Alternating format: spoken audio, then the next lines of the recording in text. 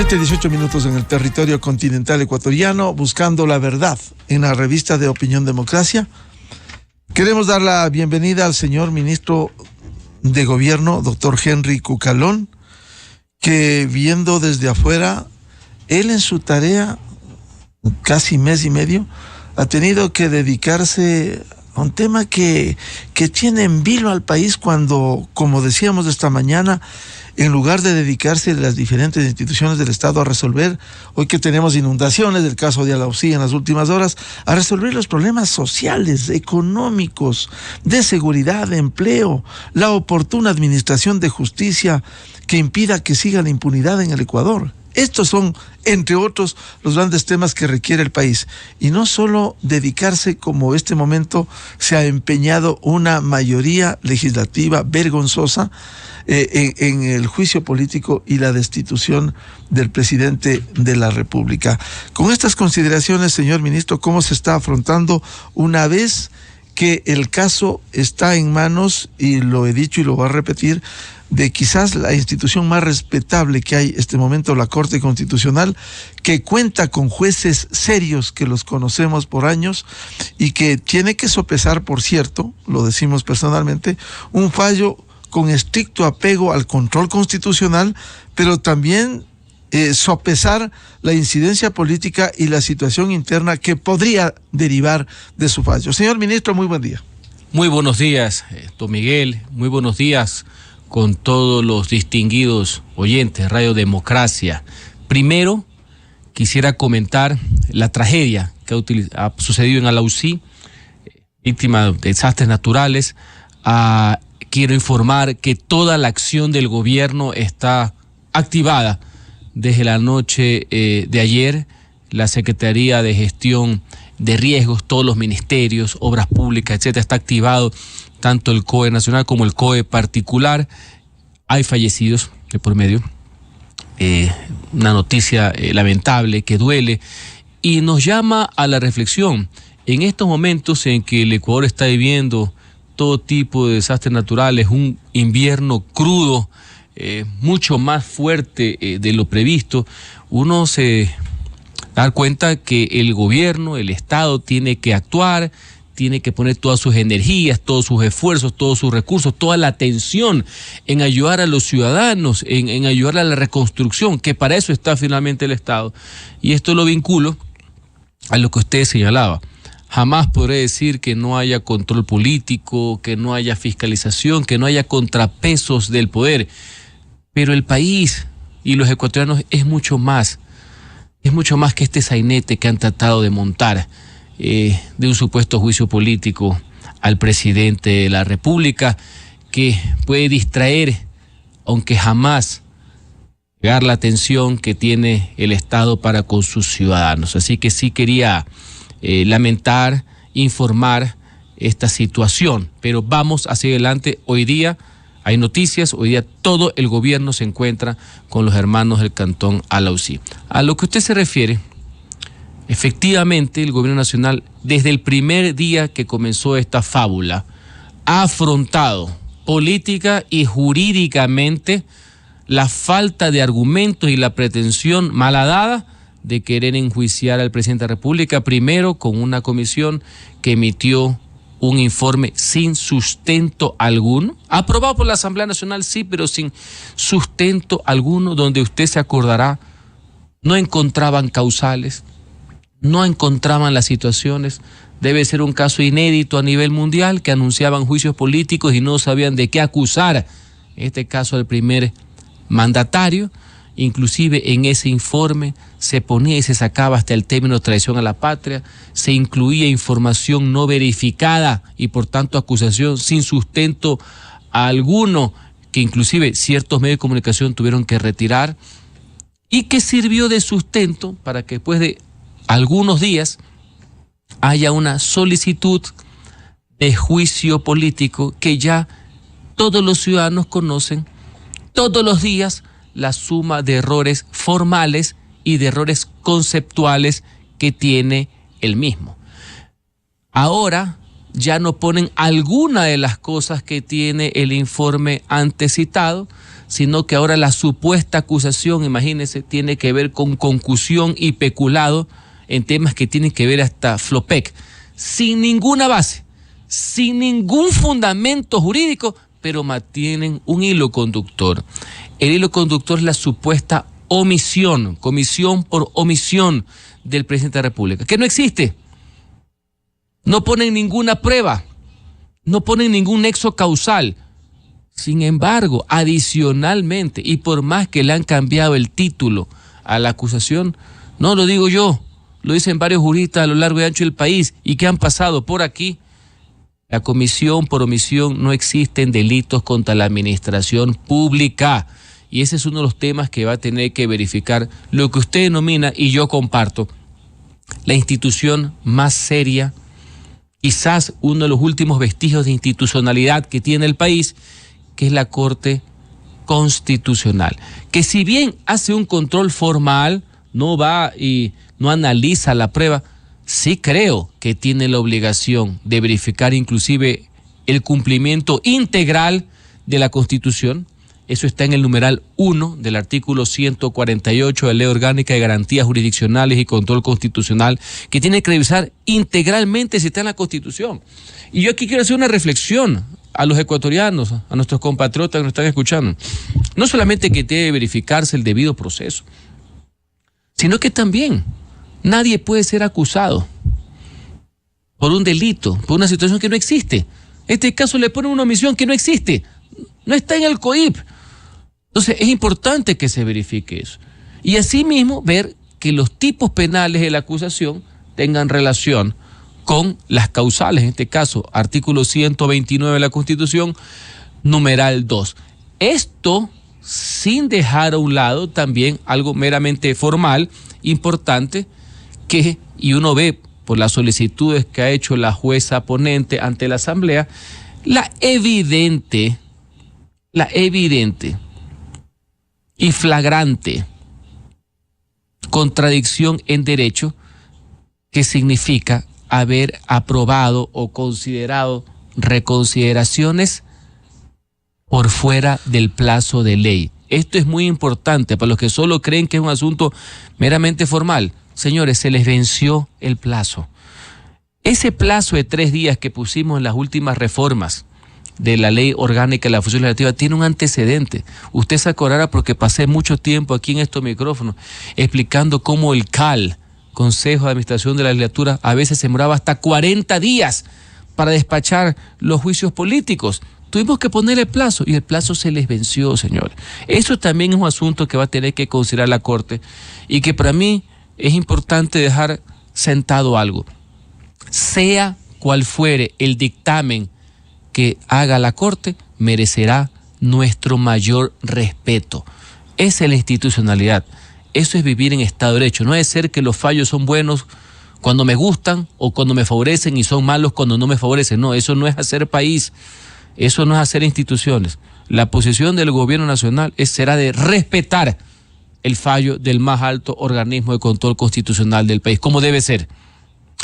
Señor ministro de Gobierno, doctor Henry Cucalón, usted ha citado el trabajo que deberá hacer y que está haciendo con una respetable jueza constitucional como la doctora Teresa Núquez, que tiene trayectoria y que quizás empezó en la parte formal bien con su análisis, será la jueza ponente del caso, pidiendo información completa. Y cuando uno revisa, porque hay que ir, y esto es una vergüenza lo de la Asamblea Nacional, ir a la Constitución, a la Ley de Control Constitucional, la propia Ley Orgánica de la Función Legislativa, y aquí quiero recoger un muy buen análisis de un experto en temas legislativos, que fue secretario en su momento el doctor Pablo Santillán, que invocaba la responsabilidad que tiene la Corte frente a una serie de insultos y maltrato que ya en las redes sociales le han hecho, y uno sabe por dónde van los tiros, lo que se suele decir comúnmente, que insultan y descalifican tratan de descalificar a la doctora Teresa Núquez. Los artículos desde el 86 que habla del enjuiciamiento del presidente de la República, dice, voy a leer al menos en el segundo párrafo del 88, si el CAL establece que la solicitud de enjuiciamiento político no reúne todos los requisitos, dispondrá a los solicitantes que completen durante 3 días. De no completarse dentro del mencionado plazo, se ordenará sin más trámite el archivo inmediato de la solicitud de enjuiciamiento político. La jueza Núquez les puso en apuros el sábado porque no sabían qué enviar y no han completado absolutamente lo que hicieron, señor ministro. Ya no solamente el tema de que nunca hubo fundamento para las causales, desde la época del informe, hace varias semanas, y ahora tampoco. Hay una contradicción entre la acusación y el hilo de todo el desarrollo de la solicitud de la demanda, que no existe, no se adecúa, por más que han tratado de mover todo, no existe. Y eso lo saben ellos, están conscientes. Por eso han venido cometiendo error tras error. Y en la parte formal, y concuerdo con lo que señala el doctor Santillán, una persona con experiencia, que ha trabajado en la Secretaría de la Asamblea, asesor legislativo durante muchos años. Solo en el aspecto de la forma, solo en ese aspecto, no solamente que se les venció el plazo, sino que ya salió pues la documentación que no le pueden enviar inclusive un acta incompleta de una fecha. Entre otras cosas, imagino porque no tiene firma. Entre otras cosas, asumo, que eso es una inveterada costumbre, no tiene las actas. Las actas del CAL siempre han estado atrasadas. Creo que la jueza los puso a correr cuando les puso el plazo para pasar a limpio las actas respectivas. No solamente la resolución es la consecuencia del acta. ¿Qué es lo que dice el acta? Eso siempre ha estado absolutamente demorado, y se lo digo yo que fui 8 años legislador de la República. Entonces, solo por eso no debería haber admisibilidad a ese proceso. Y en lo otro que usted se hablaba, sí, lamentablemente, un organismo, y no voy a cambiar mi criterio ahora, lo he sostenido siempre, un organismo no dependiente del poder político, conformado por gente preparada y honesta, que no debe ser presionado por nadie. Ahora, los jueces o una jueza, una magistrada, recibe ataques de todo orden por las redes sociales, inclusive algunos directamente, por parte inclusive de políticos. Eso está mal. Eso debe ser rechazado, eso no es bueno para el país. Se nota que hay incomodidad por la no dependencia política. Me imagino que algunos por ahí han de extrañar juezas del calibre de las anteriores cortes, como era doña Pamela Martínez, ¿no? Me imagino que esas sí les gustaban, ese tipo de magistradas, ¿no? Esas que en la oficina... llegó a ser vicepresidenta de la Corte Constitucional. Sí, sentenciada en el caso de sobornos, ¿no? Me imagino que ahí sí deben haber estado muy cómodos con ese tipo de magistradas, personas que confundían en la oficina la Constitución con una caja registradora.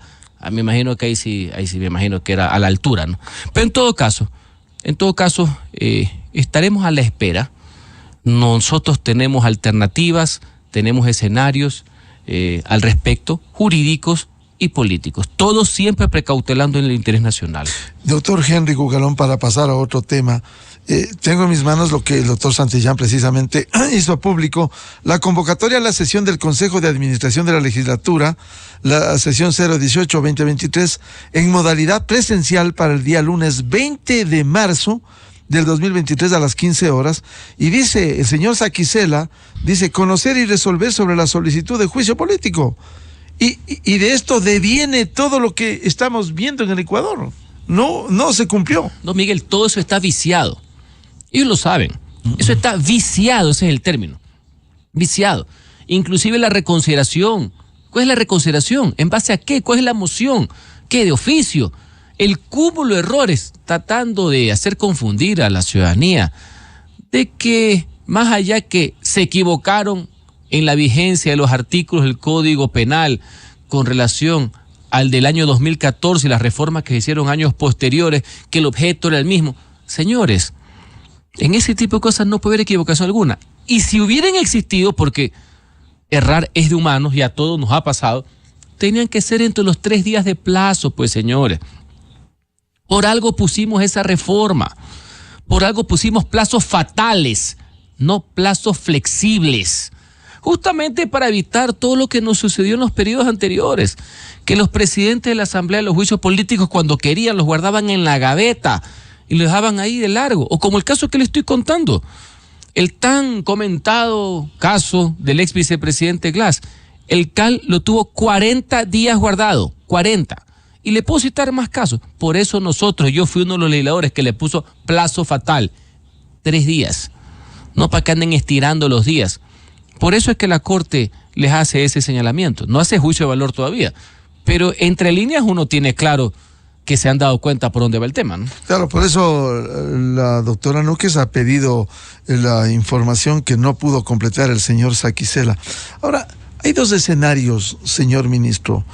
¿Cómo está analizando el gobierno? Un escenario que la Corte Constitucional, corte respetable, que cuenta con jueces serios, pudiera decir sí, la admisibilidad al juicio político, y el otro que diga no.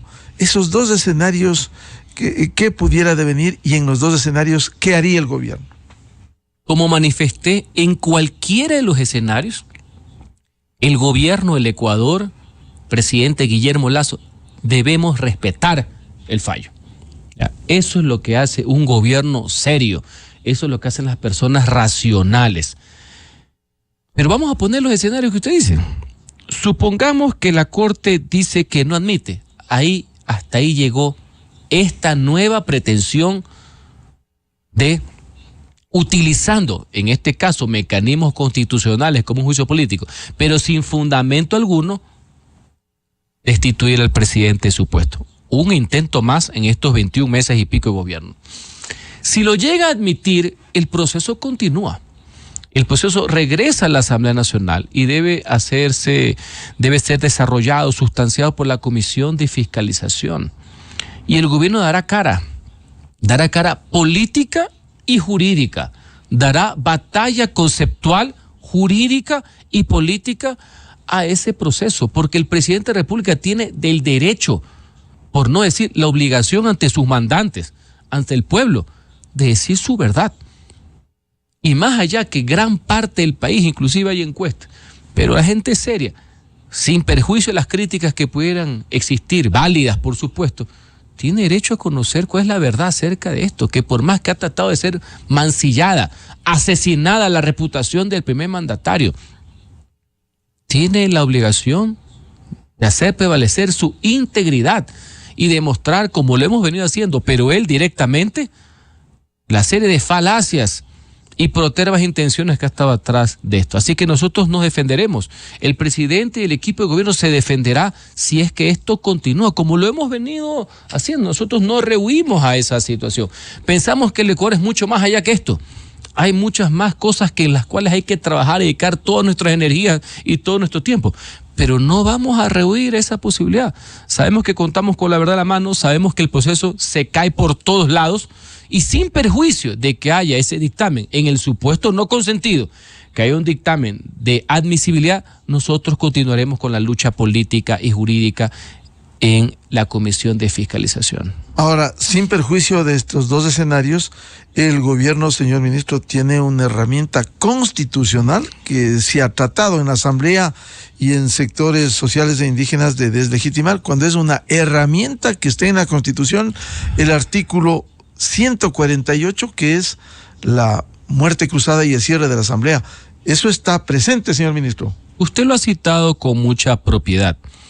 Es un instrumento constitucional, es una herramienta constitucional, está ahí. Puede gustar o no gustar, pero está ahí. Tanto que está ahí que para efectos del presidente, artículo 148 es disolver a la Asamblea Nacional, cesar, en este caso por grave crisis y conmoción interna, y convocar a elecciones generales anticipadas.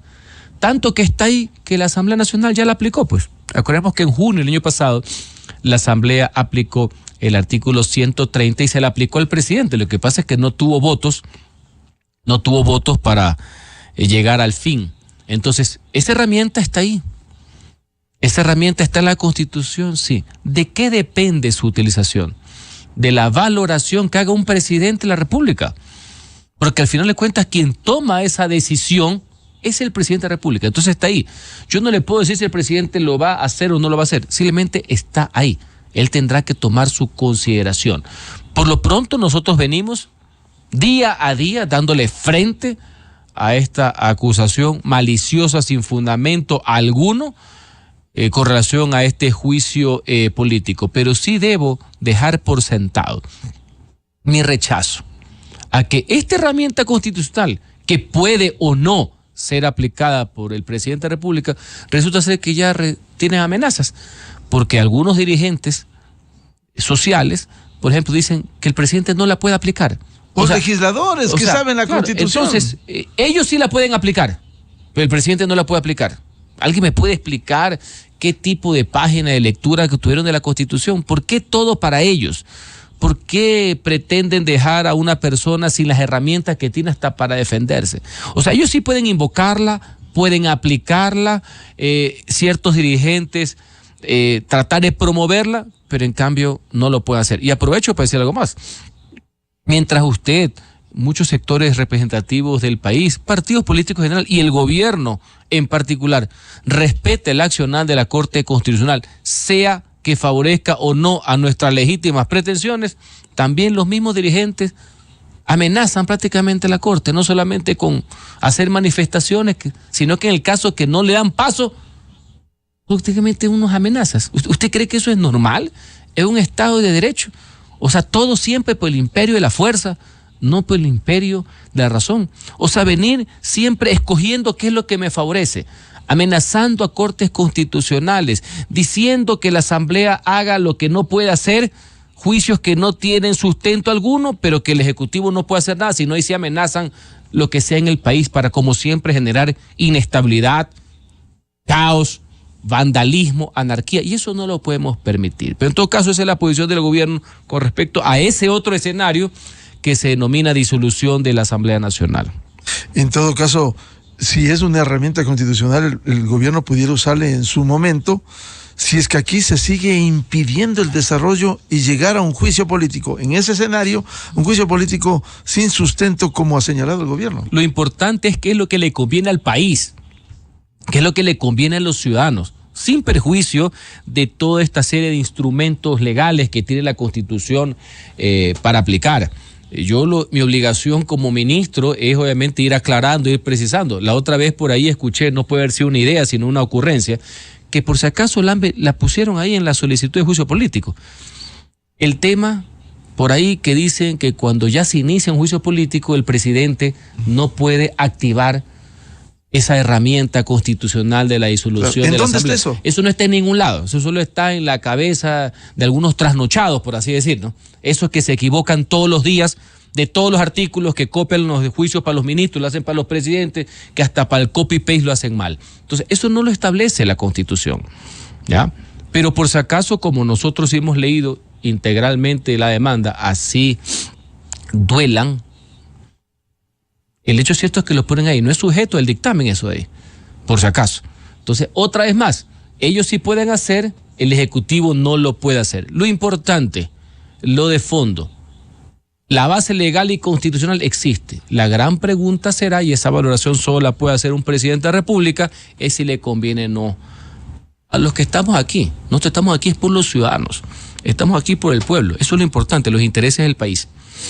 Señor ministro, a propósito de lo que usted señalaba, para este martes 28 de marzo estaba previsto una marcha alrededor del proyecto de ley de aguas que parte de la dirigencia de CONAIE anunciara con anterioridad y que pudiera haber también una presión a la Corte Constitucional.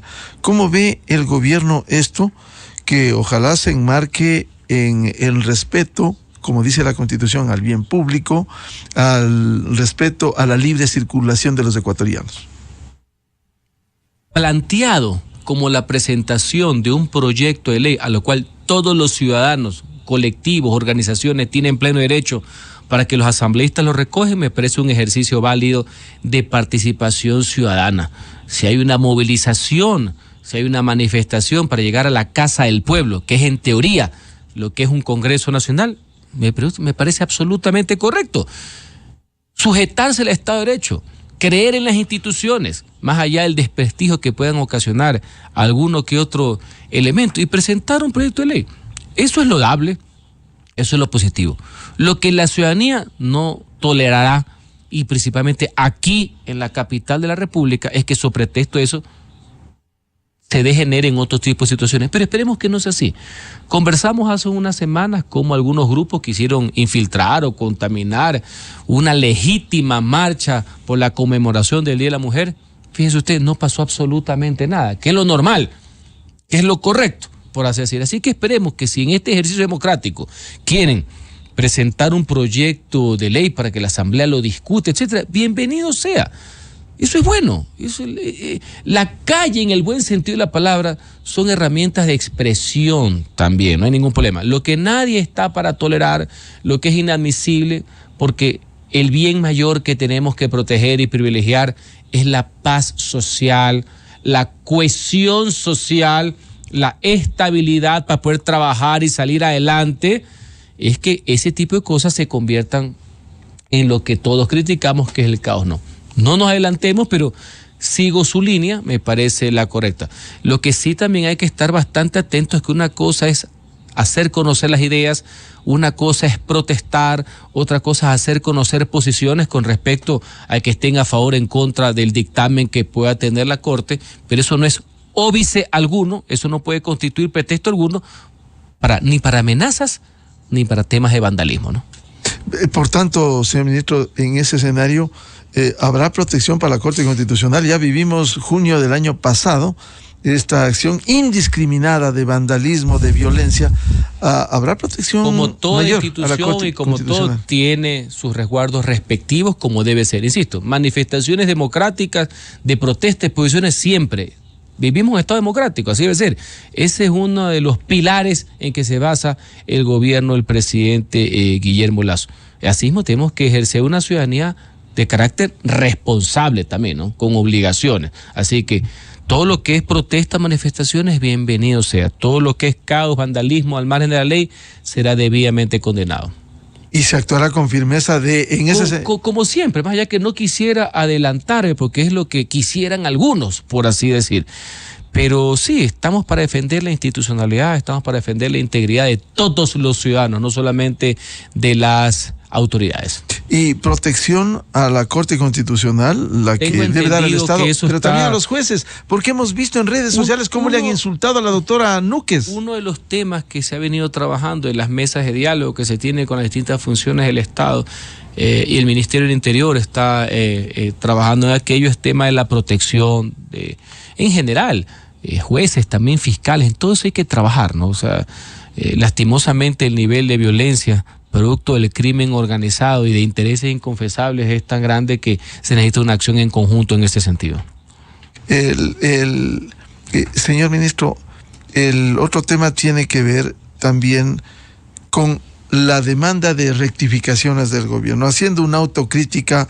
¿Qué está pasando en Carondelet? ¿Qué está pasando en el gobierno para que esas demandas que también se han planteado se evidencien en rectificaciones? Bueno, parte de este sentido de cambio, de renovación, de nuevos rumbos, es que hace poco tiempo una importante renovación del gabinete, entró un nuevo secretario general de la administración, un nuevo ministro de gobierno, se está mejorando todo lo que es el tema de gestión. Mire cómo ha sido la respuesta del gobierno, que inclusive los críticos del presidente han reconocido su accionar la semana pasada, por ejemplo, con el tema del sismo fuertísimo, temblor y o terremoto, por así decir, y con los desastres naturales, a un presidente activo en Machala, en Cuenca, en La Concordia, recorriendo el país, comandando el liderazgo y liderando el proceso de reconstrucción, el proceso de ayuda. Ahora mismo, en la mañana tiene que estar en Machala, después irá, Dios mediante, a la UCI para estar presente. Entonces, se ve que hay un gobierno que obviamente está mejorando mucho. Y si usted se fija en las últimas semanas cómo el Estado se ha volcado directamente con los ministros de Estado a las comunidades. En mi caso, presidí un gabinete territorial hace pocos días en la ciudad de Salcedo, provincia de Cotopaxi, donde llevamos todos los servicios públicos, y con especial atención estuvimos entregando títulos, certificados de propiedad de tierra, estuvimos entregando equipos, maquinarias agrícolas, estuvimos entregando créditos a tasas preferenciales justamente para los sectores que están en estas zonas para fomentar la productividad. O sea, toda una serie de acciones, y esto poco a poco se va a ver cómo se está mejorando. Hay un tema importante que comprendo la preocupación y la indignación ciudadana, que tiene que ver con la seguridad, ¿ya? Seguridad que se ve amenazada, seguridad ciudadana que se ve amenazada por esta crisis sin precedentes del crimen organizado, del narcotráfico y también de la minería ilegal. Usted ha visto a través de la prensa cómo la semana pasada han llegado decenas de nuevos vehículos blindados justamente para trabajar en esa línea. El nuevo armamento que tienen las Fuerzas Armadas y el Ejército ecuatoriano para poder combatir esta lacra. El trámite que se está llevando en la Asamblea Nacional para el tema de la participación de las Fuerzas Armadas para que pueda combatir el crimen organizado. Hace también 2 semanas, las reformas que hubo en el Código Penal para reforzar todo lo que son la sanción a delitos en materia de inseguridad ciudadana, y que creo yo que entre perder el tiempo en esto que no tiene historia ni causal alguna, el juicio político, se perdió que la ciudadanía sepa que la Asamblea Nacional, pese a las diferencias, y el Ejecutivo se pusieron de acuerdo en importantes reformas penales. Y eso ha pasado ahí como que de agache, si es que cabe el término, no sé si me explico, lamentable. Entonces hay muchas cosas que podemos seguir trabajando para mejorando, pero hay un norte, ¿no?, que tiene que ver con el tema que es la mayor preocupación de los ecuatorianos y del presidente de la República, que gira en torno a la seguridad ciudadana, ¿no? Ahora, en el momento que vivimos, señor ministro Cucalón, también hemos escuchado voces a que hay un respeto a las organizaciones sociales e indígenas, pero quizás no se ha dado más importancia de la que podría tener la CONAIE, como si fuese el único interlocutor en este país de las demandas. Mire, gobernar involucra darle el espacio a todos los ciudadanos y escucharlos a todos. Así como, pese a ciertas declaraciones tarimeras de ciertos dirigentes, el gobierno nacional conversa, dialoga, porque la mano sigue extendida con diversas organizaciones sociales e indígenas, no solamente para seguir el efectivo cumplimiento de los acuerdos, que algunos dicen que no se ha cumplido nada, y eso es falso, y que tenemos que seguir atendiendo a las comunidades al mismo tiempo. Y yo le puedo señalar, porque he estado a la cabeza de esos gabinetes. La semana antepasada lideramos el proceso de las mesas productivas con todas las cámaras de producción del país, con sectores del gobierno que tienen que ver con todo tipo de trámite de atención para que se pueda mejorar. Hemos conversado con grupos importantes también de trabajadores, porque todos somos el Ecuador, recojo su válida precisión. Todos somos país en ese sentido, unos no valen más que el otro, no solamente es lo que hacen presión, pueden mandar más en los que utilizan la razón, por así decir. Y en la semana anterior me he reunido con las cámaras de industrias aquí en la capital de la República, con la Cámara de Comercio aquí en la capital de la República, escuchando sus posiciones. Y uno tiene que tener la apertura suficiente. Y le pongo otro ejemplo. Hace pocos días también estuvimos en la ciudad de Cuenca, donde el gobierno nacional se reunió con todas las autoridades electas del país, prefectos, alcaldes, no importa su signo ideológico, no importa su signo partidista, porque eso es hacer país. O sea, yo le pongo una serie de situaciones, de reuniones, de convocatorias donde el gobierno escucha a múltiples actores sociales, políticos, gremiales, empresariales, laborales y de autoridades electas. Y eso es una forma y que refleja esta visión renovada, si cabe la palabra, de tratar de atender a todos los sectores, sin ningún privilegio en uno en particular. ¿Y cuáles son las mayores preocupaciones, señor ministro, en estas reuniones que se escucha sector productivo, autoridades electas? ¿Cuáles son las mayores preocupaciones? Gira en torno fundamentalmente a la seguridad ciudadana.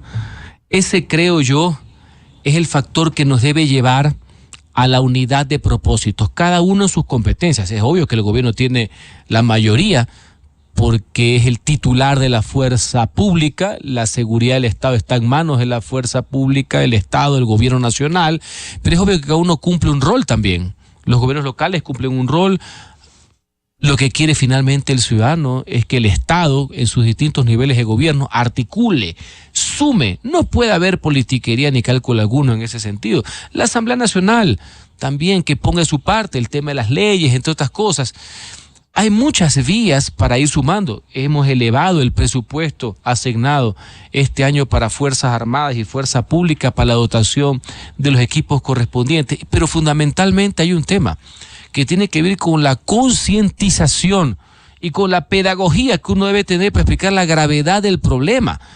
¿Qué significa la penetración del crimen organizado en todos los estamentos de la República? No solamente en los estamentos públicos del gobierno, sino de la sociedad, de los negocios.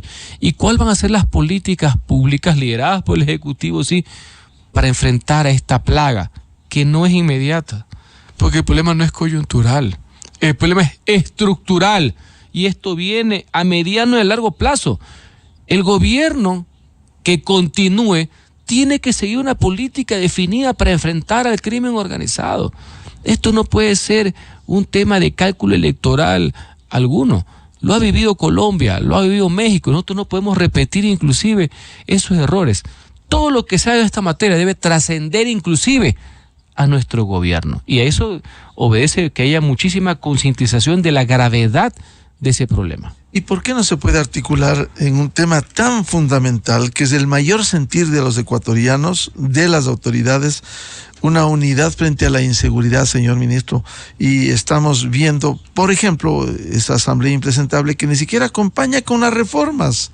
¿Cómo lograr la unidad si ese es el clamor de los ecuatorianos? Es que hay varias cosas, justamente. Le comentaba que hace 2 semanas, 3 semanas, sí se aprobó unas reformas al COIP, pero se perdieron por culpa de los mismos legisladores y de cierta atención que tiene el país enfocado solo en el tema del juicio político sin fundamento alguno, solo con el ánimo de, supuestamente, en base a la Constitución, sacar al régimen, en algunos casos por animadversión, por cálculos políticos, entre tantos otros temas, en otros por odio sin fin que pueden tenerle al presidente de la República. Se perdió eso, pero voy a poner otro hecho, que voy a tener que ser mucho más enfáticos en las explicaciones a nivel general. Hace pocos días nos reunimos con el titular de la Corte Nacional de Justicia, con el titular del Consejo de la Judicatura, con la señora Fiscal General de la Nación y muchas otras autoridades para tener mesas de trabajo puntuales, para que vean al Estado juntos, unidos contra la delincuencia. No puede ser, es inadmisible que el crimen organizado tenga al frente a un Estado desorganizado, pues. Eso es importante. Podemos tener ciertas diferencias, más en materia política, en el caso de las autoridades de la función del Estado, no, porque es uno solo.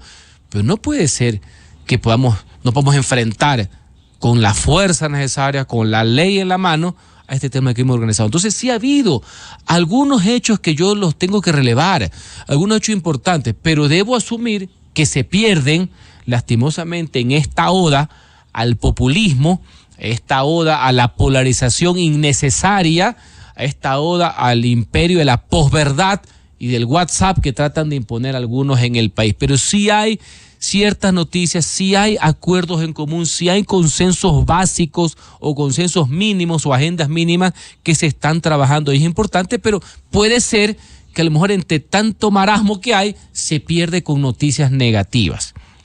Señor ministro, por cierto, la justicia también que usted ha citado en este deseo de trabajar en unidad, ha enviado mensajes. La semana anterior, un juez que da la libertad a quien fue condenado a 9 años en el año 2020 y que el señor Pablo Romero, que fue secretario de la SENAIN, institución que en ese gobierno espiaban, y no hay cómo hacer nada, no se puede coordinar respetando los fallos, pero sí que hay una observación de los organismos como el administrativo y disciplinario de la justicia, como es el Consejo de la Judicatura. Yo respeto cual más la institucionalidad, se lo he dicho al señor presidente de la Corte, al señor Saquicela, en la línea de que no se puede generalizar. En este caso son algunos malos elementos que hacen una mala utilización de las herramientas constitucionales, de lo que se denominan las garantías jurisdiccionales, que están hechas para defender al ciudadano del abuso del poder, no para zanjar disputas políticas o para pasarse de vivos. El caso que usted señala, sin fundamento alguno, hay una serie de medidas cautelares, una serie de cosas que hacen jueces que no tienen sustento alguno. Por eso se está promoviendo y está en las reformas. Tenemos que llegar a algo que es básico. Los jueces de primera instancia, cuando se convierten en jueces constitucionales, cuando mutan, ya, porque todo juez de la República pasa a ser un juez de garantías, cuando le presentan una acción de protección, cuando le presentan un habeas corpus, entre otras cosas, deben ser sujetos a ser enjuiciados por prevaricato, que es un delito, actuar bajo norma expresa. Anteriormente había un precedente dictado por la Corte Constitucional de que ningún juez de la República, cuando esté tratando temas constitucionales, pueda ser sujeto a ese juicio. Por eso es que usted ha visto que se han dado tantas situaciones anómalas a lo largo y ancho del país. Esos habeas corpus que como festín se han entregado a políticos, a narcotraficantes, entre otras cosas.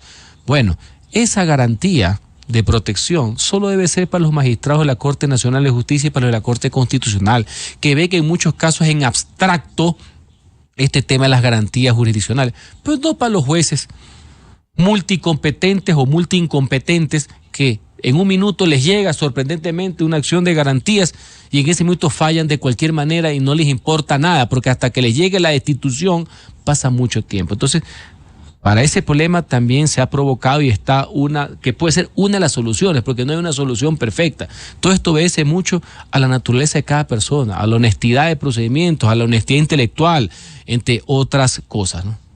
Señor ministro, vamos a concluir el diálogo. El botón rojo, como se ha calificado para la muerte cruzada, está allí, más aún cuando esta Asamblea Nacional desprestigiada, que quizás al país le gustaría que no sigan actuando de esa manera y que se cierre constitucionalmente, está allí.